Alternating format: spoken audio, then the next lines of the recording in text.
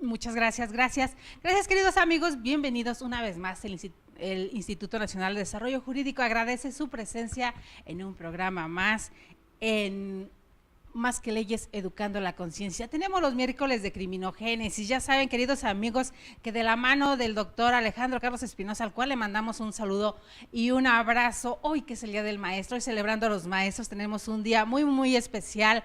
Vamos a contar con la presencia del doctor Luis Escobar Aubert, un tema bastante delicado el que vamos a tocar el día de hoy, hablando, queridos amigos, sobre el desbordamiento de los delitos en la Ciudad de México. Exclusivamente vamos a hablar de la Ciudad de México, aún cuando en el país entero permea una situación bastante similar. Hoy tenemos, como les decía, al doctor Luis Escobar Aubert, egresado de la Facultad de Derecho de nuestra gloriosa UNAM, con maestría y doctorado en la Universidad de Salamanca, en España.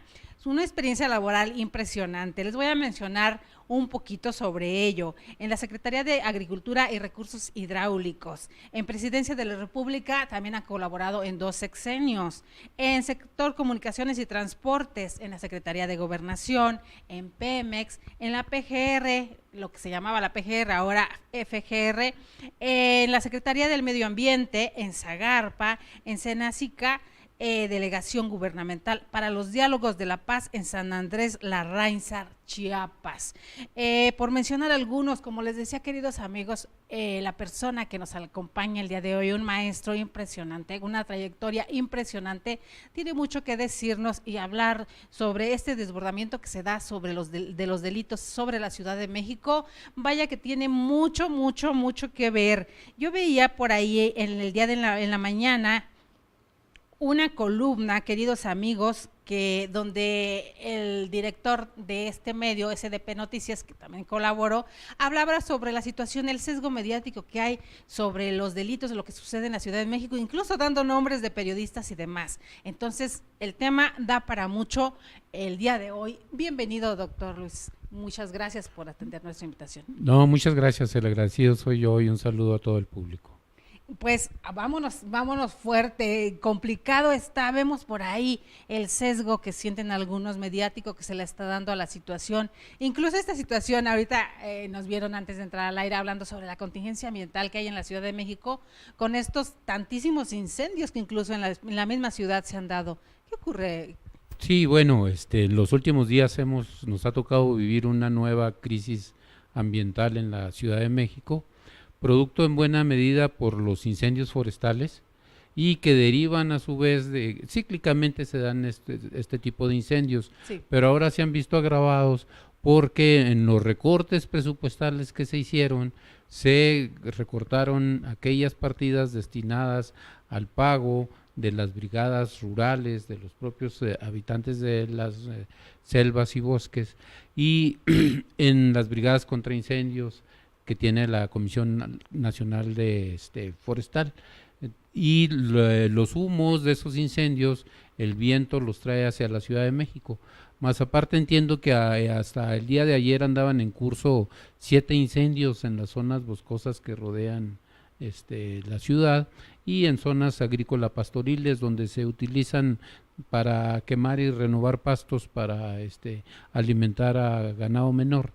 Entonces todo esto más la época de calor, el estiaje y la falta de lluvias que ya debió haber empezado a llover, todo esto abona a, a esta enorme contaminación y el crecimiento impresionante que ha tenido también el parque automotor y que es el que más contamina aquí en la Ciudad de México, la emisión de gases contaminantes de los motores de combustión interna. Sumado a que estamos en este valle un poco o mucho hundido y se va creando como una capa impermeable que no deja. Así es, y los vientos dominantes que vienen del norte, pues nos traen el aire de los desechos de las plantas generadoras de electricidad, de Cementos Cruz Azul, de la refinería de Tula, nos traen los vientos eso. Entonces todo esto se va sumando y no es lo que estamos viviendo ahora.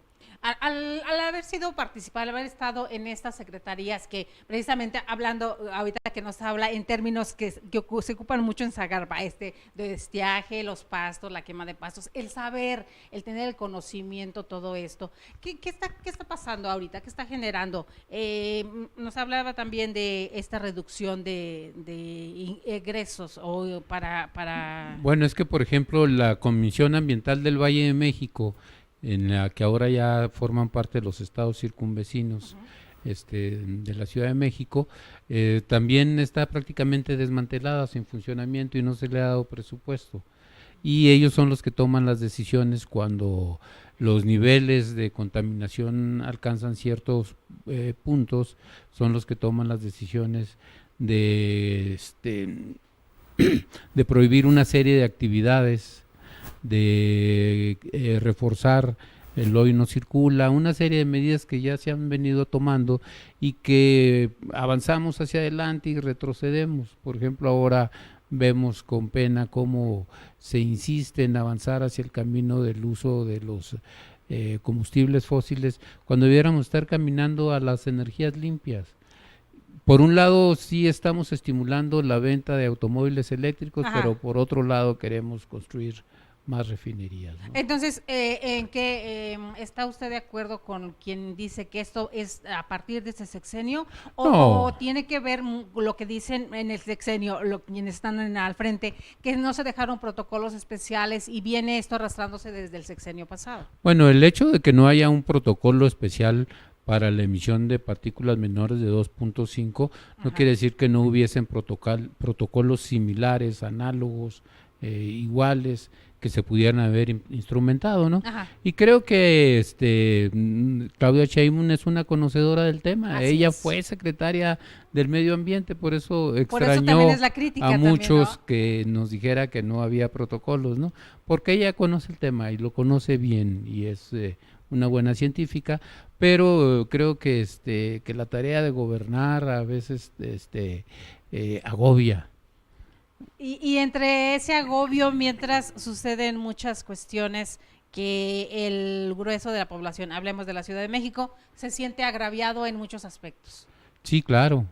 En este desbordamiento de delitos, doctor, también que se da en nuestra ciudad, ¿a qué se debe? Se debe también a todo lo que sucedía en el sexenio pasado. De repente nos decían algunos, y lo dicen algunos medios, pareciera que se polariza, se radicaliza, y es unos mismos medios y otros medios en favor y en contra, y parecen encontronazos de opiniones al respecto, en no ponerse de acuerdo. Muchos dicen que del sexenio pasado con Miguel Ángel Mancera se quedaron o se quedaban ocultas muchas cosas y se negaba incluso el hecho de las células delictivas, hablando de crimen organizado en nuestra ciudad.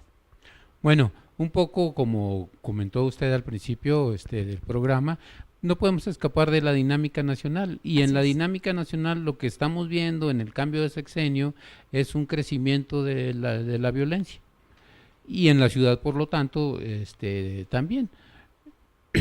Aquí ya no es posible tratar de echar la culpa hacia el pasado. Okay. Es cierto que las causas estructurales perviven, o sea, la pobreza es quizás la mayor violencia que sufren los mexicanos, pero ya la violencia delictiva, la violencia criminal en la Ciudad de México ya no es posible negarla.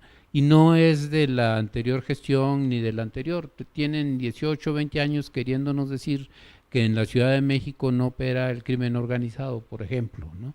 Cuando todos sabíamos que aquí era una ciudad santuario y que aquí se venían a refugiar los grandes capos y que desde siempre ha habido distribución de drogas al menudeo, o sea, el narcomenudeo, el conocido como narcomenudeo. Y ejemplos nos pudiéramos llevar hasta los 30, los 40, Lola la Chata, etcétera, Claro. etcétera, ¿no? El barrio chino, en fin, Tepito, Como una zona el contrabando, que incluso, claro. o sea, y tenemos zonas y delitos, digamos, clásicos de la ciudad, como pudiera ser el robo de autopartes en la Doctores, todo el mundo sabe de eso, ¿no?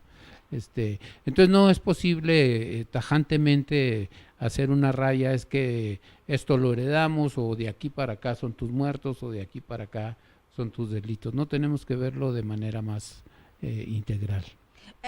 Y también aquí influye mucho en la zona conurbada. Debe de haber unas ideas entrelazadas y también de alguna manera implementar operativos que coayuden el Estado de México y la Ciudad de México, porque siempre también se echa la culpa de la zona conurbada y esta línea donde incluso en algún momento decían es que de la ciudad vienen a tirar los muertos al Estado de México y por eso en el Estado de México hay muertos. Así es. Sí, efectivamente tenemos que cambiar ya una visión metropolitana. Ajá. Así como lo hicimos en el medio ambiente, que entendemos que el medio ambiente no tiene esas fronteras. Igual en el delito, así tiene que ser. Y lo que usted dice era una anécdota clásica, de una cuadra para hallar el Estado de México, entonces encontraban un cadáver y lo echaban de la otra media cuadra, y entonces ya no me tocaba a mí atenderlo, ya no entraba en mi estadística, y ya no tenía yo que reportarlo.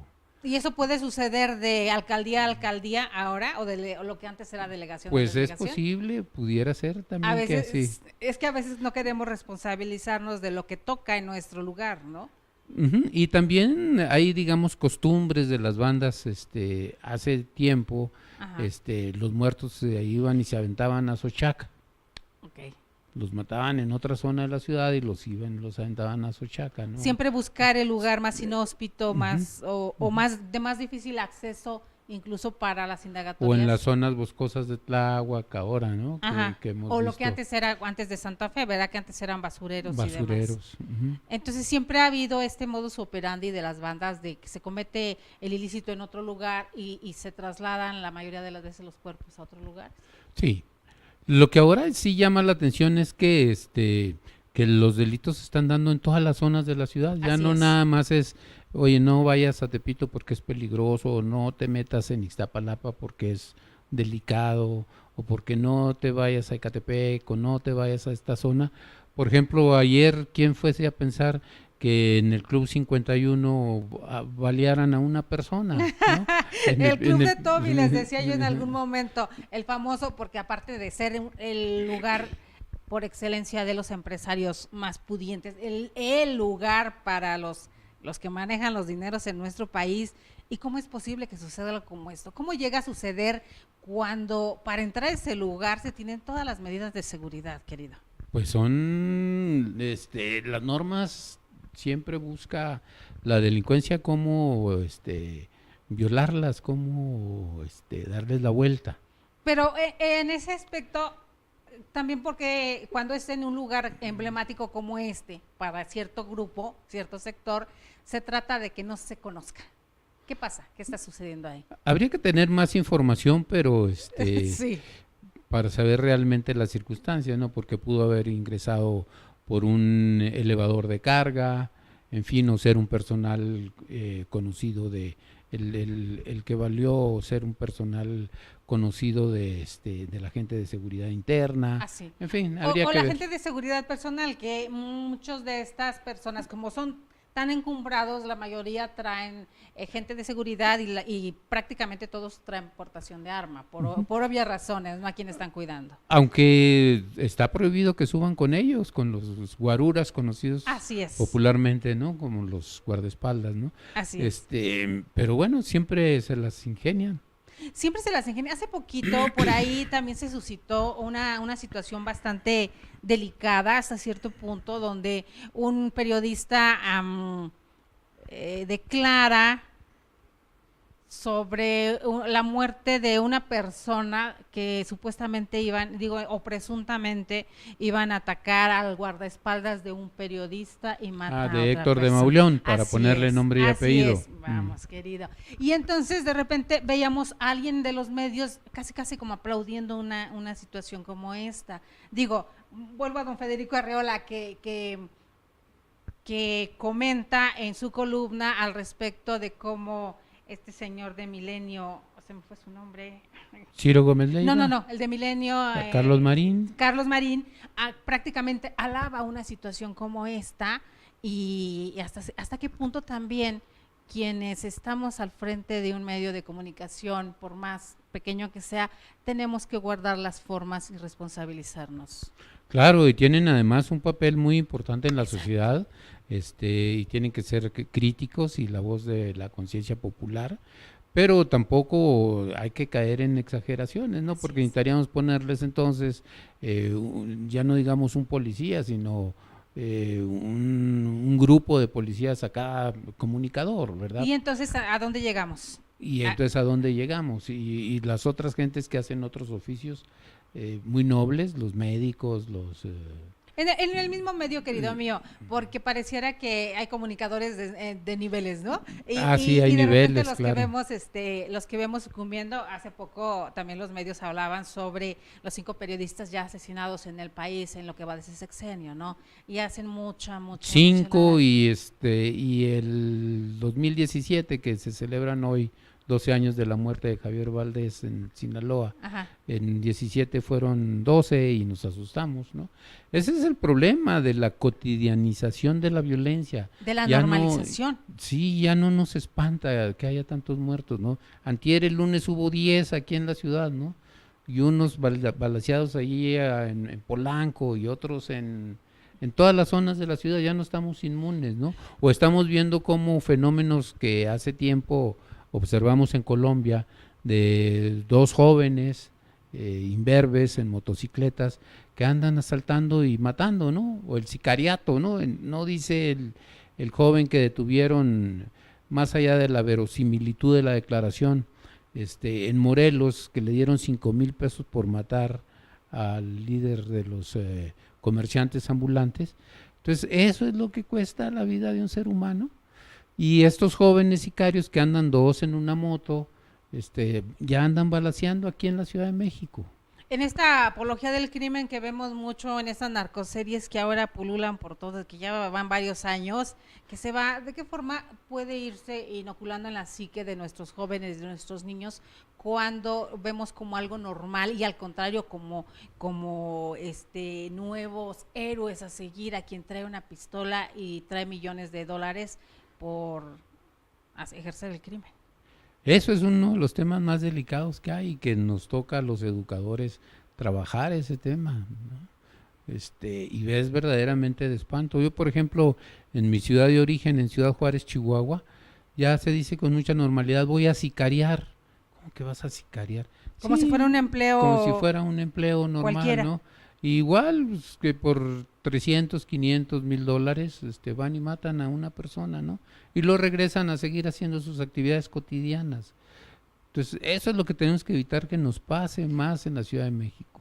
Pero vuelvo al tema y muchos dicen que no, pero hasta dónde estas narcoseries, esta forma de vida Es una apología de la violencia. pero muchos dicen que no influye. ¿Influye o no influye? Claro que influye. Se habla inclusive de la subcultura del narco, Así es. ¿no? Claro que influye, porque establecen patrones de conducta a reproducir por los jóvenes que tienen algunas carencias emocionales. Así es. Y también hablábamos sobre esta situación, lo de Tepito. Es un tema, digo, desde que yo tengo memoria y uso de razón, me acuerdo del tema de Tepito y de que la gente no va a Tepito por obvias razones, ¿no?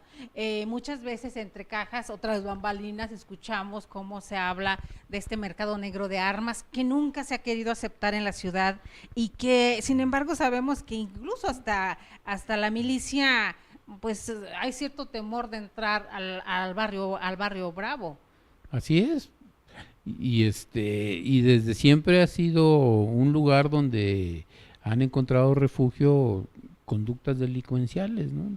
Desde los 50, 60 ahí se encontraban las botellas de licor y los cigarrillos de contrabando, Ajá. cualquier mercancía de contrabando, ropa, etcétera, juguetes y demás, ¿no? Y ahora vemos cómo se están peleando la unión y la antiunión y hemos visto episodios sangrientos como la banda aquella disfrazados de mariachi que llegaron y mataron a otra banda ahí en Garibaldi, ¿no? O sea, y son cosas que no es que la gente invente, sino que las estamos testimoniando. Todos los días. ¿Y qué está pasando también En el sistema de transporte colectivo, hablemos del metro en este caso, esta situación donde hemos visto últimamente los enfrentamientos entre civiles y la gente, los guardias del metro. ¿Por qué llegar o por qué un guardia no tiene la preparación adecuada como para someter a alguien que le está faltando al respeto a la autoridad, por llamarlo coloquialmente, y en una situación, y los vemos incluso liarse a golpes y terminar noqueados? ¿Por qué está sucediendo eso? Yo creo que son dos caras de la misma moneda. Ajá. Por un lado es eso, la falta de preparación y capacitación a los elementos policíacos, y por otro la falta de respeto que la sociedad está teniendo con los guardianes del orden, con los policías. Concretamente, ya no se les respeta, ya se perdió el miedo a matar, ya se perdió el miedo a robar, ya se perdió el miedo a asaltar, sobre todo por la impunidad. Así es. Entonces ahí es donde se juntan, diría el clásico, el hambre con las ganas de comer, ¿no? No hay respeto para ellos y ellos no están preparados para ganarse ese respeto, para mantener ese respeto. Pero hay muchos indicadores. Mire, por ejemplo, el robo en transporte público, Ajá. ya que estamos hablando de ese tema, en el cuatrimestre de lo que va del actual gobierno, que es diciembre-marzo, creció 197%. Ajá. El robo con violencia en negocios, el 54%, el robo a transeúnte, el 157%, los homicidios dolosos, el 133%. Entonces, lo que estamos viendo es que se está desbordando los delitos ya, y está faltando ese control. Hay una incidencia delictiva en crecimiento. Yo estaba revisando por ahí las páginas y tomamos en cuenta los datos que dan las instituciones. Sí, los datos que yo le acabo de dar son del Servicio Nacional de Seguridad Pública. O sea, del sistema. Y aparte, los datos reales, ¿cuáles serían? Porque a veces sabemos que los que da el sistema no están al nivel de lo que realmente está sucediendo. Muchos delitos no se denuncian. La cultura de la denuncia en nuestro país, en nuestra ciudad, es muy complicado porque a veces vamos a denunciar un delito y terminamos imputados los denunciantes. Y se lo digo por experiencia, querido mío. Entonces, ¿cómo confiar en una policía que sabemos o nos damos cuenta que no tiene la preparación suficiente y que en cualquier descuido mío como ciudadano, el policía abusa de su puesto para aprovecharse, sacar dinero, sacar una cuestión, a lastimar mi patrimonio? ¿Cómo llegamos a eso? Pues fuimos llegando paulatinamente, pero sin descanso, caminando en esa vía, por varias razones, entre otras por la impunidad. En el momento en que no se castigaban los delitos, eso fue generando una mayor confianza y aumentaron los índices delictivos, ¿no? Por la impunidad y la falta de una cultura de legalidad. ¿Para qué denuncio? ¿De qué sirve que denuncio si no me van a hacer caso? Si me van a tener 12 horas o 15 horas sentado en el agente del Ministerio Público, actuando con total discrecionalidad sin aplicar la norma. Entonces, ¿qué caso tiene que vayan? O deje de que me tengan sentado 2 horas esperando, que me metan a las galeras y me tengan 48 horas mientras investigan y la presunción de inocencia se la pasan por el arco del triunfo. Claro. Que esa es otra situación.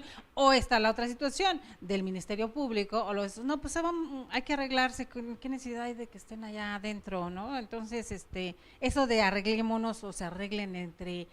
¿Hasta dónde también influye esas bandas delictivas que han permeado en la Secretaría de Seguridad Pública y pareciera que hay contubernio? Digo pareciera porque camina como pato, hace como pato y entonces todo indica que es un pato. Que es un pato y además grazna como Así pato. es. ¿No? Pues sí, efectivamente hay que trabajar en esos temas pero es una cuestión cultural que la sociedad tiene que trabajar ese tema desde los infantes para tratar de cambiar la mentalidad y nosotros de entender que hay que adaptarnos al cambio porque ya estamos corriendo peligro nuestras propias vidas, ¿no? Mientras uno sepa, no, le pasó a mi compadre, no, pasó a la señora de a la vuelta, no nos preocupa, pero ya cuando nos llega más cerca, cuando ya le pasa a un hijo, cuando ya le toca a la esposa, cuando ya le toca al marido, entonces sí ya lo sientes más cerca, o cuando te toca que te asalten a ti, ¿no? Como hace 8 o 10 años que se pusieron de moda los secuestros express, ¿no? Que te detenían, te llevaban a pasear y ordeñaban tus tarjetas de crédito. Y que ahora esta modalidad ha cambiado en muchas situaciones. Ahora te tienes que cuidar incluso del cajero del banco, obviamente personas que en este grado de confidencialidad saben incluso cuánto tienes. ¿Por qué a ti, usuario del banco, no te dejan usar el celular, pero el cajero sí lo puede usar? Exactamente. Esa situación que por últimamente es donde vemos nuestros legisladores, no se aplican en situaciones tan parecieran nimias, pero sin embargo nos están afectando a todos los demás. Otra situación que yo les decía hace poco, yo voy a proponer una iniciativa de ley para que el servidor público, hablando de policías, hablando de militares, ¿por qué traen el celular? Y puede pasar el delincuente corriendo, pero pues están en su Facebook ocupados, como ¿por qué los vas a molestar? O filman nada más, pero no detienen, ¿no? Y esa otra situación donde se quejan que un ciudadano los grabe y lo acusan incluso de que es un delito que los grabes cuando está sucediendo un acto, pero ellos sí pueden grabar con su teléfono personal, porque ese teléfono que traen no es de la corporación a la que pertenecen, es personal, y entonces ellos sí te amedrentan y prácticamente te lo ponen enfrente.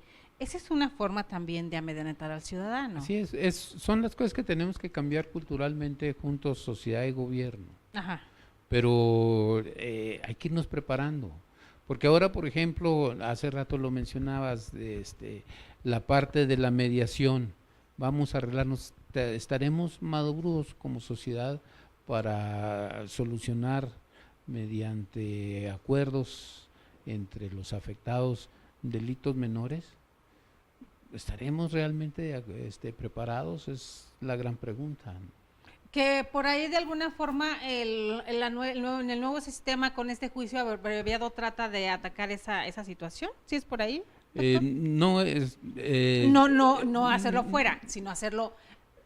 Eso yo creo que nos va a ayudar mucho para despresurizar las cárceles. Ajá. Y eso nos lleva a otra parte de la cadena, digamos, de la administración de justicia, procuración, administración de justicia, las cárceles. Qué grave problema tenemos también aquí en las cárceles. Porque si se convirtieron, ¿en qué momento se convirtieron en universidades del delito, doctor?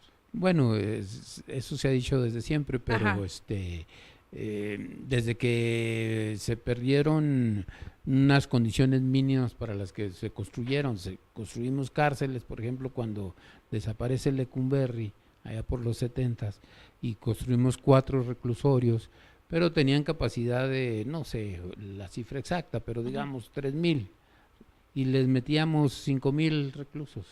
Les metíamos, ¿ahora cuántos están? Y ahora ya les caben 8, ¿no? Entonces, ajá, que se tienen que amarrar precisamente a las rejas para no caerse en la noche que duermen, o sea, un hacinamiento total.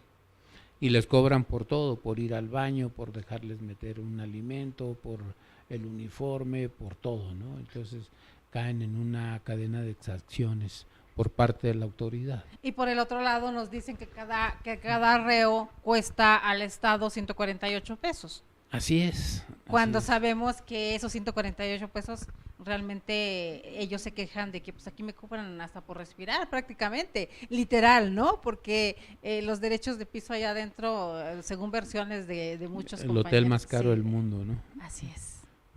Entonces, ¿qué se puede hacer? ¿Qué se tendría que hacer, maestro, para cambiar? ¿Se tiene que hacer una evaluación completa o ya pasó el tiempo? ¿O qué se puede hacer? No, yo creo que ahorita es un momento, como se dice, que este es un nuevo régimen, etcétera. Tomémosle la palabra y es hora de que entonces ellos a su vez demuestren, y habría que analizar a detalle, parece ser que no viene así. En el discurso nos hablan de atacar las causas estructurales del delito, y qué bueno. Así es. La pobreza, ¿no? La generación de empleo, la educación, y tenemos que trabajar con nuestros niños y nuestros jóvenes para hacer esa gran transformación. Pero todo parece ser que quedó en la retórica. No hay un cambio de inflexión, un punto de inflexión, de cambio, de transformación. Y seguimos hablando de lo mismo. Es que hay que capacitar a las policías. Es que hay que seleccionarlos mejor. Es que la permanencia tiene que estar en base a evaluaciones. Y en su momento que ya el ejército se retire, pero primero tenemos que trabajar las policías, etcétera, ¿no? Y mientras seguimos con el ejército y la marina haciendo las labores de policía cuando constitucionalmente no les toca. No les toca, pero sin embargo nos dicen que eso es lo que han hecho desde que fueron creados prácticamente. Yo estaba leyendo, hablando de índice del delictivo en la Ciudad de México, y por aquí en los datos de enero de 2019, porque van por mes, todo lo podemos encontrar en internet afortunadamente, estas cifras nos hablan de un total de 20.763 delitos en hechos no delictivos y delitos de fuero común en la Ciudad de México, 20.763 solamente en enero. Es una cifra alarmante, ¿no? Sí, aunque ahí faltaría el parámetro comparativo, ¿no? Ajá. ¿Y cuántos se sucedieron en diciembre del año anterior? ¿O cuántos sucedieron en el mes de enero del 2018? Para tener referentes de comparativos, ¿no? Si han bajado. Hacer toda la estadística, por supuesto. Sí. Sí. Aunque acuérdese que dicen que hay 3 tipos de mentiras, ¿sí sabe cuáles son? ¿Cuáles? ¿No? A ver, díganos más. Las chicas, las grandes y las estadísticas. Así es. Entonces necesitamos manejar con cuidado, ¿no? Las cifras. Las cifras. Bueno, pero hablando de las cifras que nos dan precisamente. Parecen muy altas, ¿no? 20,000. Para las cifras que nos dan desde la Ciudad de México, las cifras, las estadísticas institucionales que nos están dando, no las tomamos de cualquier lado para tener hay que tener esa responsabilidad. Ese prurito, ¿no? Ese cuidado, ¿no? De usar sus propias cifras. Exacto. Sus propias cifras, como las que yo les daba, que están referidas al mismo cuatrimestre del año anterior. Son cifras del Sistema Nacional de Seguridad Pública. Así es, pues es que nos marcan, nos hablan de todas las cifras, es complicado. ¿En qué momento también en México vimos estas bandas delictivas colombianas, centroamericanas, que se dedicaban al robo de casa-habitación, que pareciera que ya las tenían ubicadas, pero sin embargo no vimos tantas detenciones? Se dedican, bueno, digamos que el último boom fue hace 3, 4 años. Ajá. Pues básicamente da pena decirlo por los países que son países que uno quiere mucho, países hermanos. Ajá. Colombia, Perú, básicamente, que se dedicaban al robo a casa habitación, los conocidos como enjauladores en la jerga, ¿no? Se meten dentro de las casas, se enjaulan, se meten a las casas y las saquean, ¿no? Pero acuérdese que allá en los 70s, el general Durazo, que era el jefe de la policía de la Ciudad de México, regenteaba bandas de colombianos que se dedicaban a eso. O sea, no hay nada nuevo bajo el sol, ¿no? Es que ese ha sido el problema grandísimo y que dicen que sigue. Dicen, aquí sí, no podemos asegurar nosotros, pero esta situación donde los mismos encargados de proporcionar la seguridad en nuestra ciudad son los mismos dueños de las bandas que... Sin duda hay connivencia y complicidades, sin duda, ¿no? Ahora está, por ejemplo, también de moda el robo a las joyerías. Ajá. Con marros. Amarran un trapo a un marro, para amortiguar el golpe, y llegan, rompen los cristales de las joyerías y se llevan todas las joyas en exhibición. Y son bandas sudamericanas. Exacto, y aparte esta forma de señalización que nos dicen que han creado como un código para saber quién vive, cómo vive, o sea, son... Totalmente cierto, Delia, totalmente cierto. Con ciertas señales, y que hay que tener mucho cuidado si un día llegas a tu casa o cerca de tu casa encuentras ciertos signos y ciertas letras o demás que no entiendes para qué fueron tratar. ¿Qué se hace en una situación como esa? Bueno, primero hay que conocer el código, ¿no? Que como tú decías, benditas redes sociales ahora se puede tener acceso y ahí ves lo que realmente señalan, ¿no? Y Desafortunadamente no tenemos esa política de prevención del delito en donde tú pudieras acudir a alguna oficina y decir, oye, en mi casa fue señalada, Ajá. redobla la vigilancia, ¿no? Y también hasta dónde se necesitaría, cuántos elementos se necesitarían para una vigilancia casi personal. Y en esta ciudad donde el tejido social está tan fracturado, está tan roto, ya no hay sentido de convivencia, no hay sentido de pertenencia. En las calles la gente a duras penas se ve, se mira, pero no se saluda. Ya la vecina no te habla. El del departamento de arriba, si acaso te da el buenos días, pero se pueden meter a robar el edificio y nadie se mete. Y se, O y sea, se, o se está dan roto cuenta, el tejido exacto. social. Me doy cuenta que al vecino lo asaltaron, pero no digo nada para no meterme en problemas. Así es. Ujú. Pasa lo mismo cuando vemos que están asaltando a alguien en el metro o en la calle y mejor no te metas porque vas a salir En el perjudicado. autobús igual no hay solidaridad social.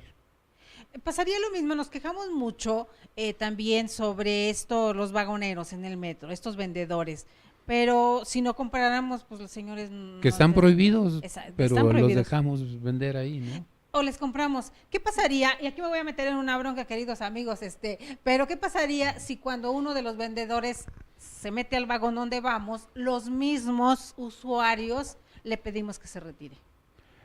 Pues sería una manera de desestimular sus actividades y sería la mejor manera de sacarlos del metro o sacarlos de los autobuses.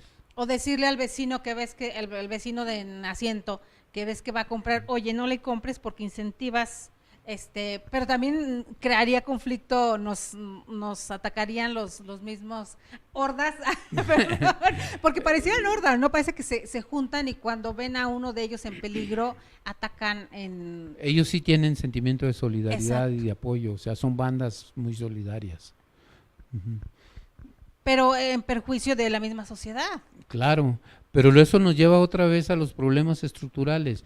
¿Por qué más de la mitad de la población económicamente activa está en el negocio informal y se dedica a vender productos piratas o productos falsificados?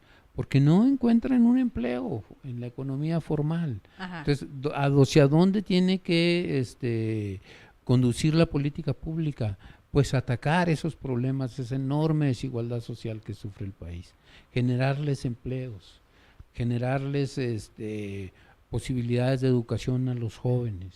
Este nuevo sistema que implementa el presidente Andrés Manuel sobre las becas para ayudar a los jóvenes y esta ayuda que es muy criticada por ciertos sectores, ¿ayuda en algo? ¿Sirve? ¿Incentiva a los jóvenes a estudiar o trabajar?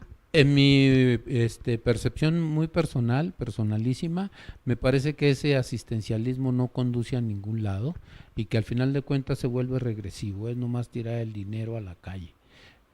No les va a ayudar en nada a esos jóvenes. ¿No sería como una No, beca ya estando dentro de una institución? sí, y condicionado a que obtengan buenas calificaciones, como Ok. que les van a dar becas, tengas o no tengas buen promedio. Exacto. O sea, es un premio. Las becas son por excelencia, deberían ser Deberían por ser excelencia. por excelencia. Y yo no creo que regalarle dinero a los jóvenes solucione el problema. No lo creo. Tenemos 30, 40 años de asistencialismo en programas sociales y la pobreza, lejos de disminuir, ha crecido. Pues Hay ahí está el parámetro para observar. Ok, hay un tema, el tema del INJUVE, que es un proyecto que inicia Andrés Manuel López Obrador cuando fue jefe de gobierno en esta ciudad. Y que a lo que nos dicen muchos de los asesores que tengo el gusto de conocer, sí fructificó, sí hubo mucho joven de reinserción, sí muchos jóvenes, incluso ahora trabajan en la política pública o en empresa privada, que lograron sacarlos porque sí se necesitaba este trabajo y esa ayuda que se les daba, pero no era ayuda en efectivo, sino en una tarjeta o una beca módica que fue en ese tiempo por realizar cierto trabajo. Entonces que sí funcionaba lo que ahora se quiere hacer a nivel nacional. Podemos ponerlo como darle el beneficio de la duda sobre esa situación. Habría que conocerlo y a cuánto el universo, a cuántos benefició, cuánto realmente le sirvió, Hay maneras, hay metodologías Ajá. para calificar ese tipo de programas, si son exitosos o no son exitosos, ¿no? Muchas veces depende también quién está al frente de ellos, ¿no? Sí, en gran medida. Porque gran parte de ellos se quejaron cuando en el sexenio pasado con Mancera cambian a los titulares, hablando del INJUVE, y ponen amigos, y después empiezan a hacer estos eventos de música y demás con grupos en el Zócalo, y que el dinero, el presupuesto, o más de la mitad del presupuesto, iba para pagarles a grupos extranjeros en una semana de fiesta, por decirlo. ¿Cuánto se pudiera haber utilizado para otras situaciones? Sí, depende del objetivo al que va dirigido. O sea, exacto. La población objetivo y tus metas y tus indicadores de medición. Entonces hay toda una metodología para medir si el programa resultó o no resultó. Y hemos tenido programas exitosos que son también de alguna manera de la vena asistencialista, pero son los menos, Okay. ¿no? Por ejemplo, le pudiera citar uno así rápidamente, así, a ver, en Oaxaca, los niños oaxaqueños de entre 8 y entre 4 y 8 años no estaban creciendo, se nos estaban quedando de 1,40 y tantos, ¿no? Entonces les empezamos a llevar leche, se les empezó a llevar leche, y a mejorarles su ingesta proteica.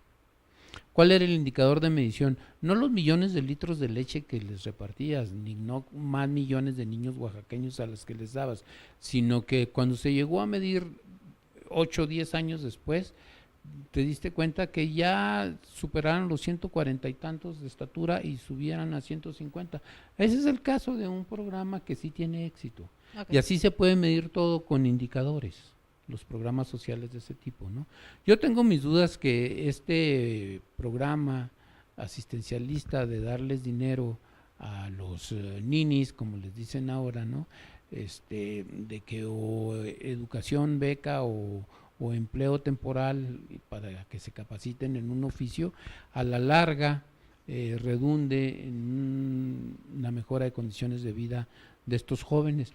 Dentro de 5 años, que termine el sexenio actual, midamos a ver si es cierto que los jóvenes que fueron beneficiarios de ese programa realmente aprendieron un oficio, tienen un programa estable o terminaron su secundaria y terminaron su preparatoria. Midámoslo, o sea, dejémoselo al tiempo. Y por el otro lado, se pudiera hacer un programa similar, pero en la capacitación de la seguridad pública, y también se puede evaluar de la misma forma. Sí, claro, ¿no? se mide de la misma forma.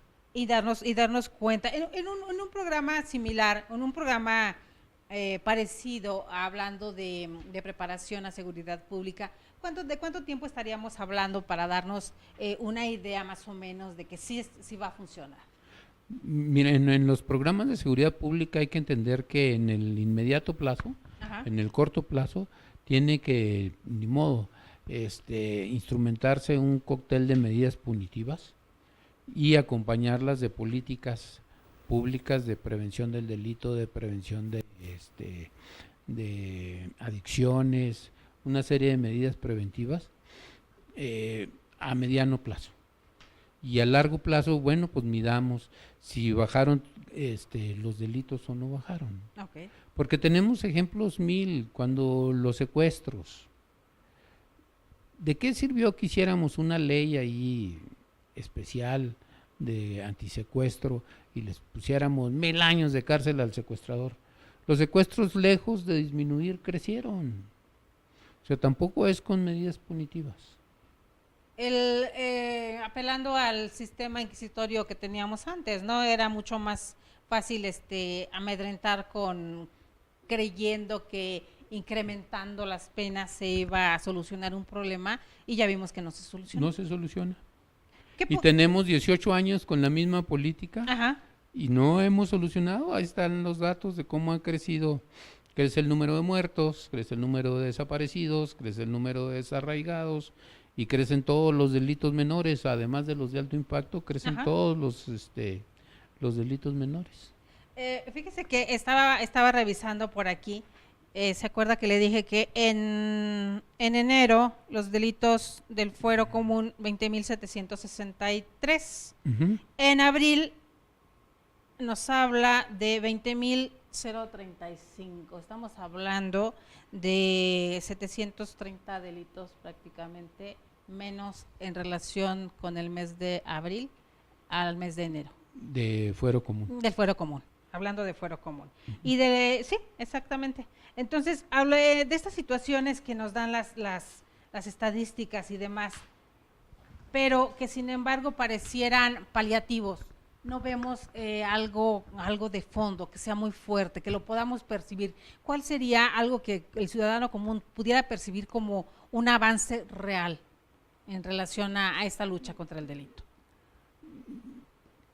Pienso que sería una cuestión más emocional, Uh-huh. que la gente se sintiera con la confianza de salir en la noche como salía antes a cenar, sin miedo de que los roben, de ir al cine, de poder ir a correr, de poder ir a un restaurante, de poder hacer su vida sin ningún temor.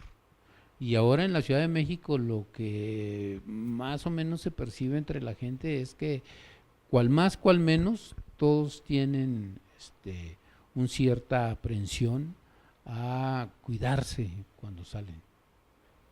Está la parte de esto que nos dice, y antes era en la noche, ahora ya es casi en el día también, querido. Sí. Ya al momento de que llega uno a un restaurante, por más cuidado lujoso que sea, dice, tiene uno la precaución de poner la bolsa cerca donde uno le esté mirando, porque incluso en estos restaurantes nos han enseñado en cámaras y videos que aun cuando las personas se vean decentes, bien vestidos. A veces, sí, bien vestidos, porque a veces puse decentes de esa forma para entrecomillarlo, porque a veces pensamos que los delincuentes son aquellos que están sucios o que van desaliñados o que traen tatuajes o que se ven como maleantes, cuando muchas veces el maleante ahora, con este nuevo sistema, esta nueva forma de hacerlo, trata de verse lo mejor posible para que precisamente no se desconfíe de él.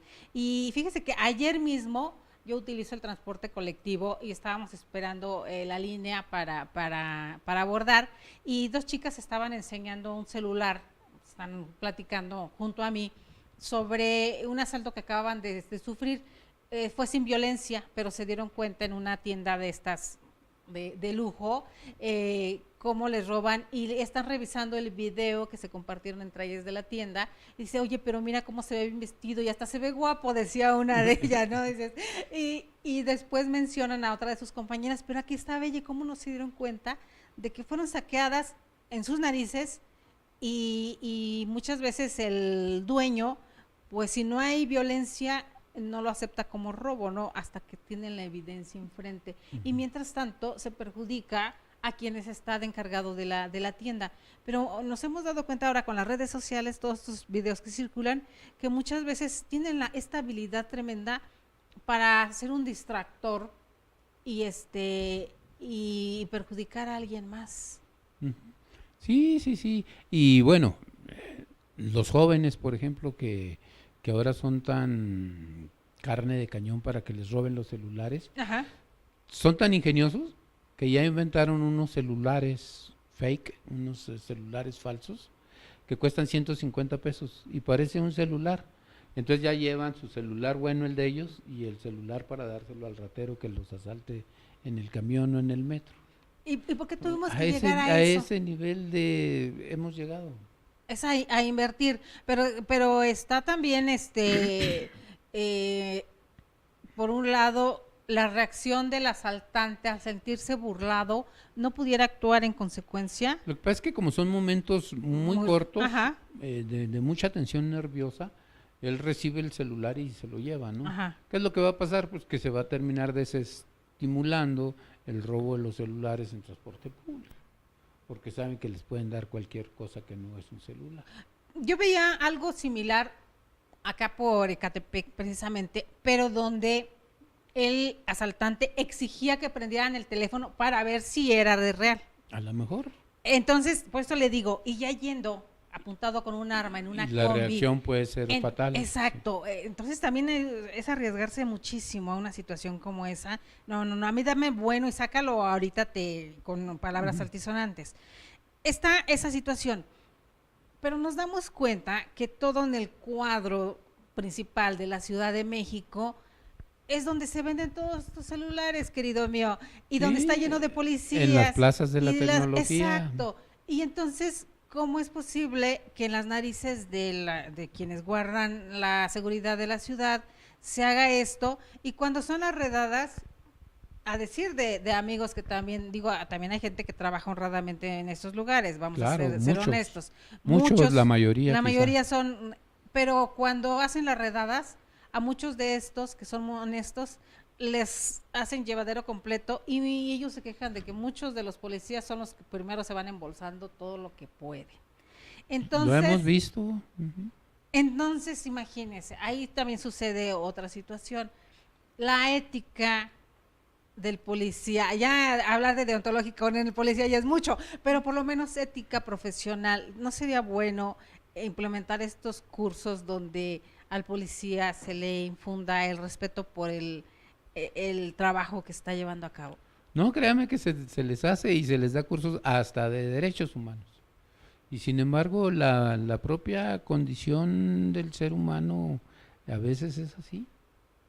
La propia naturaleza del ser humano es así. Y por decirlo en términos religiosos, pecan. Cuando hay dinero de por medio, hasta la misma familia, me acordé del tema de la directora del Repsamen. ¿Quién la denuncia? Al final, la misma familia. Parece ser que es los propios hermanos los que hacen la denuncia para poder tener acceso a los la recompensa, ¿no? Así es. ¿No? Por eso le digo. Bueno, en esa materia hemos vivido cosas terribles. Terribles. En relación con esta situación de esta mujer, Mónica se llama. Sí. Miss Mónica. Miss Mónica. ¿Qué sucede ahí? Se dijo tanto, se hizo tanto. En ese momento que sucede el temblor, pareciera, pensando mal, dicen en el lenguaje coloquial, piensa mal, acertarás. ¿Por qué se trató de desviar la atención de muchos otros lados y centrarla solamente en el Repsamen? Quizás por las características de que eran niños. Ajá. Y por aquella cobertura terrible que hizo Televisa sobre el focalizar la atención ahí. Y lo focalizó ahí y luego después resultó que ahí había una historia extraña, ¿no? Por decirlo de algún modo, en lo que estaba sucedió. Y eso le echó los reflectores encima a García Villegas, ¿no? Independientemente de que haya tenido ella problemas de comprar papeles falsos o falsificar, o comprar o falsificar los permisos de eso construcción. Eso salió después, eso fue en fin, a consecuencia todo eso, ¿no? Ajá. Pero pues fue un acto eventual, o sea, yo creo que su culpa es un homicidio culposo sin duda, que la metan a la cárcel y la procesen por eso. Hablan de 26 víctimas. Y que la procesen Ajá. por ese homicidio culposo, pero hasta ahí no se puede tampoco satanizarla más, ¿no? Exacto. Que pague lo que tenga que pagar. ¿Qué pasaría ahí? Debería hacerse una investigación a fondo para saber quiénes otorgaron los permisos y demás para esta construcción, o ya no tendría caso, doctor. Yo creo que sí, para que no quede impune, pero de todos modos con eso no solucionamos nada. Claro. Pero veíamos Pero sí que no queden impunes esas conductas. Sí, veíamos ahora que es se está haciendo como común hacer marchas y reclamos y demás. Veíamos a los familiares de las víctimas apostados haciendo reclamo. ¿Qué tendría que hacerse para de alguna forma llevar pues cierto consuelo a las personas de saber que se está haciendo justicia? Pues tendría que de alguna manera darles una indemnización. Sé que la vida humana no tiene un precio ni se puede tasar un valor. Ajá. Y menos a un niño en la flor de la vida, pero tendrían que tendrían que otorgar alguna compensación monetaria. Ajá. Simplemente por los gastos que ha originado para su familia ese evento, ¿no? Ese suceso tan trágico. Hablando de 26. Por ejemplo, de entrada el propio terreno del edificio debiera repartirse entre todos. Ahí pasó algo muy extraño. Más los 5 millones de la recompensa. Así es, a los 5 millones de la recompensa, pero pasa la otra situación. El último cuerpo que decían que era de la niña, que al final resultó invento total, pero que sí era de la persona que ayudaba en el servicio de la casa. Y que al final de cuentas pareciera que eso ya no era mediático y ya no importó, aun cuando era una vida, ya no importó, ya los mismos medios ni siquiera le dieron cobertura. ¿En qué momento también la sociedad debemos asumir la parte que nos corresponde de todo lo que está sucediendo en la ciudad y en el país? Es que la debemos asumir con total plenitud. Ya basta de tanto racismo, de tanto clasismo. O sea, tenemos que ser una sociedad más solidaria. ¿Por qué ahora se están quejando mucho del término fifí cuando desde que tenemos memoria todo el mundo habla de los indios, los prietos, Somos una sociedad muy racista, Delia, tú lo sabes. Clasista. Y clasista. Clasista. Hemos hablado en este programa, doctor, todos los viernes estamos haciendo viernes de cultura. En este año que la UNESCO declara como el año para la defensa de las lenguas originarias, las lenguas madres de nuestro planeta, hemos hablado aquí con diferentes representantes de diferentes etnias y comunidades, que son gente que ha sobresalido y está encumbrada dentro de su comunidad y no dejan sus raíces y no dejan su lengua materna y al contrario, están en esta lucha para que sea preservada. Salvaguardarla, sí, no, se merecen todo el aplauso del mundo. Y nosotros, como mexicanos, tenemos que entenderlos y no quererlos hacer como somos nosotros los citadinos, entenderlos que ellos son distintos y diferentes. Nos une el haber nacido en el mismo país, pero ellos son distintos y son diferentes y hay que entenderlos, hasta en su sentido de entender el tiempo. El tiempo y la vida. El tiempo y la vida misma y todo. Veíamos esta lucha que también en los medios y en las redes, cuando se empieza a construir lo del Tren Maya, que se solicita permiso y vimos, así es, y vimos juicios de diferentes lados. Muchos de ellos también dicen, no, es que no debió hacerse así y expliquen. No, desde luego que no, y eso hay protocolos internacionales y convenios y tratados internacionales. Las consultas indígenas son otra cosa, no son ni las consultas de López Obrador, ni son las consultas constitucionales, son otro tipo de consultas, y merecen ser consultados. Y se deben de ser consultados. El proyecto del Tren Maya debe detenerse a costa de lo que sea, hasta que las comunidades indígenas no externen en una consulta libre, previa e informada, y de acuerdo a los protocolos internacionales, si están o no de acuerdo con el proyecto. Eso yo creo que es una barbaridad lo que quieren hacer, violentando su derecho a consulta de los pueblos indígenas. Entonces todavía falta mucho, mucha tinta va a correr por ahí. Ojalá que ellos se organicen y así como impidieron que se siga sembrando soya transgénica ahí en la península, así impidan que se haga el Tren Maya hasta que no estén de acuerdo. Si ellos están de acuerdo, que se haga, y si no, que no se haga. Exactamente. Por el otro lado, doctor, ¿qué opinión le merece esta situación que está sucediendo en la UNAM, sobre todo? Hemos visto últimamente en las noticias muchas chicas masacradas, desaparecidas, violentadas. Antier hablaban apenas de que en la misma facultad, en la misma campus universitario, un intento de secuestro de una chica y por ahí estaban marchando y había pancartas en contra. ¿Qué está pasando incluso adentro de las universidades? Mire, la UNAM forma parte de México y la UNAM está dentro de la Ciudad de México. Entonces, no es más que un espejo de la sociedad. No puede sustraerse a los fenómenos sociales presentes en la sociedad y por eso estamos viendo eso.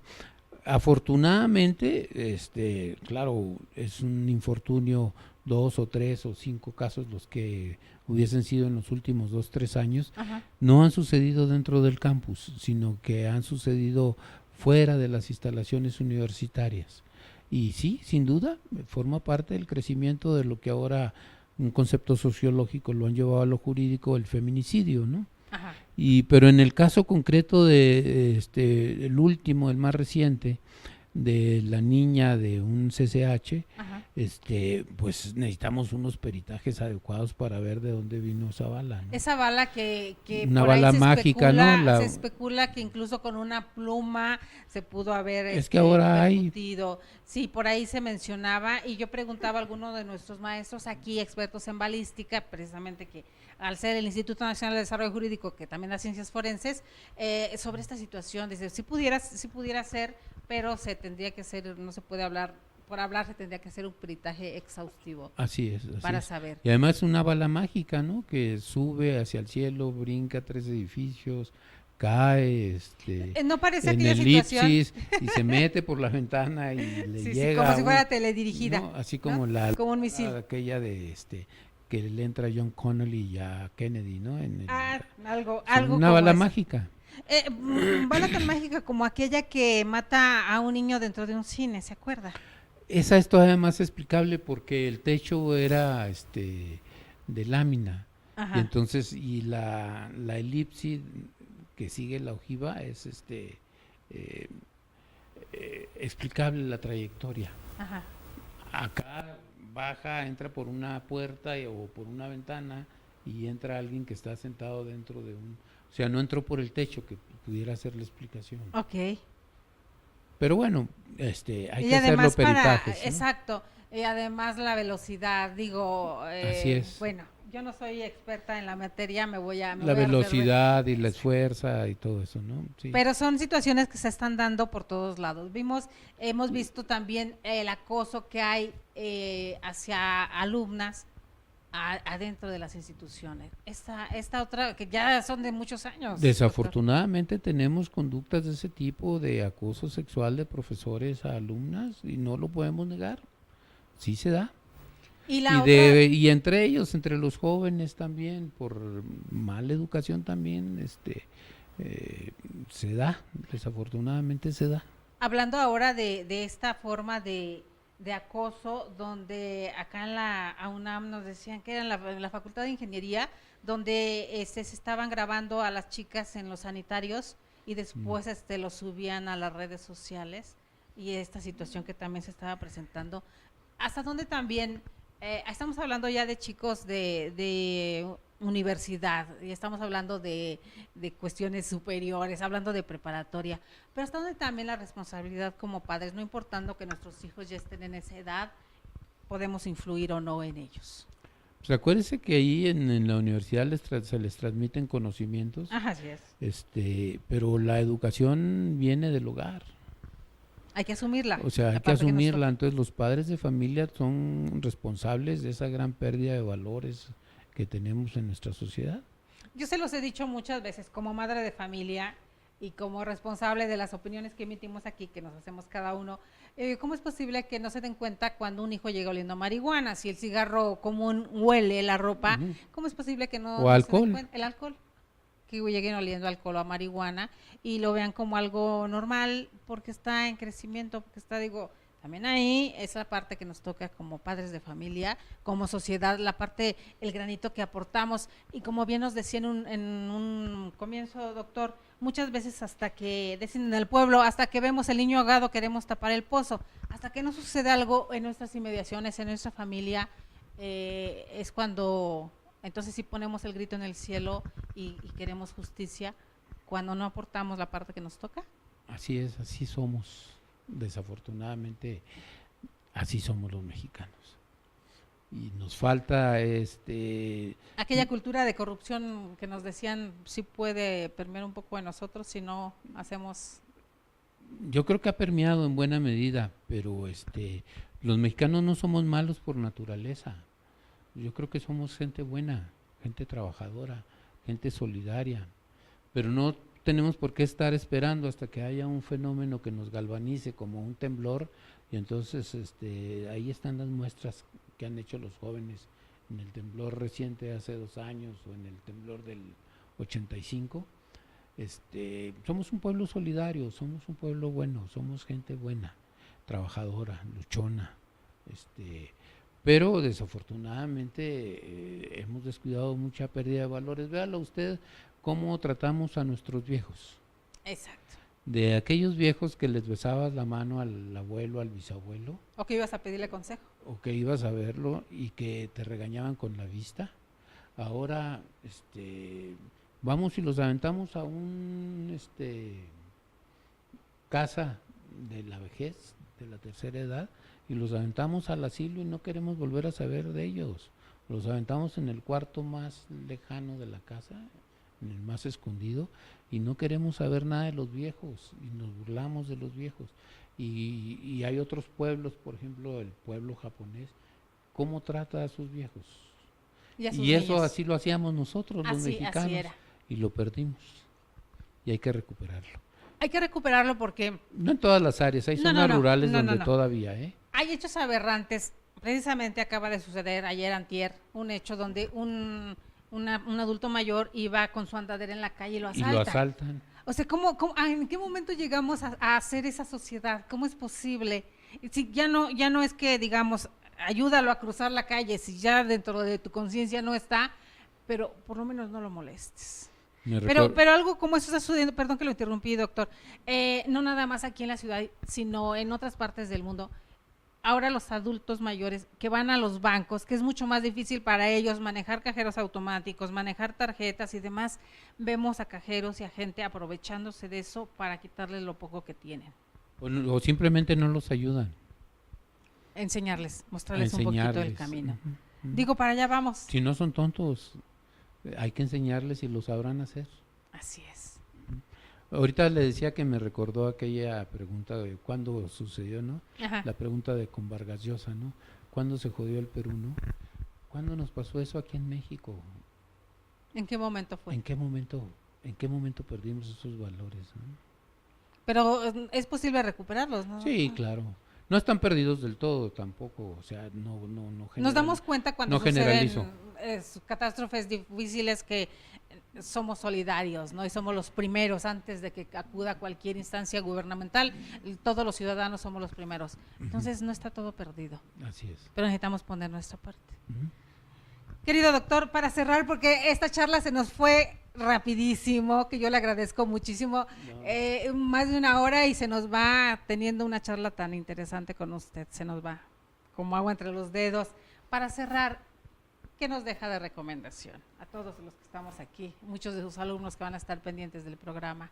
¿Qué nos deja de recomendación para hacer como sociedad o como alumnos o como los mismos maestros, hablando del Día del Maestro hoy? Participar en nuestra vida social, participar en nuestra vida comunitaria y no ser meros observadores, sino actuar, participar. Que los cambios no se hagan sin nosotros, que nosotros hagamos los cambios. Que nosotros hagamos los cambios. Esa frase que nos quede, queridos amigos.